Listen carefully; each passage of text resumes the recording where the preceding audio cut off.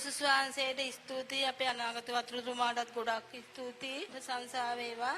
දෙවියන්ට මම මෙතෙන්ට එනකොට මට ගොඩක් මේ අසනීප ගති තිබ්බ ඇඟට එන්න බෑ ඇවිදලා කණ්ඩත් බැරිතර කෑවේ නෑ මං දවස් ගාන. එහෙම තීති මම මෙතෙන්ට ආවේ මං ෆෝන් එකෙන් තමයි ඒක දැක්කේ අනාගත වතුරුමාගේ වැඩසටහන තියෙනවා. ඊට පස්සේ මෙතෙන්ට ආවට පස්සේ මට එකපාරට මේ ආරුඩයක් වගේ ඇවිල්ලා මට මොකද්ද වුණා ඇඟට. මේ හැමදාම ලෙඩින් හිටිය අවුරුදු 20ක් විතර ඒ අමාරුවට ඒක මට මෙතනදී ඇවිල්ලා අපේ අනාගත වතුරුතුමා අර මෙතෙන්ට කතා කරනකොට මං ගෙනල්ලා මෙතෙන්ට මට නැගිටලා බලනකොට මට ඊට පෙදා ඉඳලම මට සුවය ලැබුණා.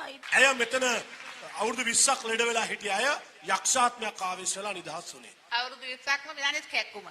ඊට පස්සේ පාස්තුමා මේ දල් දෙකට තෙල් විද්දා. දැන් සති දෙකයි තුනයි ඇවිල්ලා දැන් හොඳයි. හොඳටම හොඳයි. අවුරුදු 20ක් ධනිස් කැක්කුම තිබුණා. පාස තෙල් විද්දා කියලා කිව්වා. අර විද්දා කියන්නේ අර මම කියලා ආලේප කරන එක. පුතාට මානසික ලෙඩේ දැන් චුට්ටක් සුවයි. පුතාට මානසික රෝගයක් දැන් ටිකක් හොඳයි. සුවයි. එක්කෙනා පුතාව මම අපේ සතියේ. අපේ සතියේ එක්කෙනා. හොඳයි. බලන්න ධනිස් දෙකගේ සුව වෙලා. බලන්න ධනිස් පෙන්නනවා අය. ආමෙන්.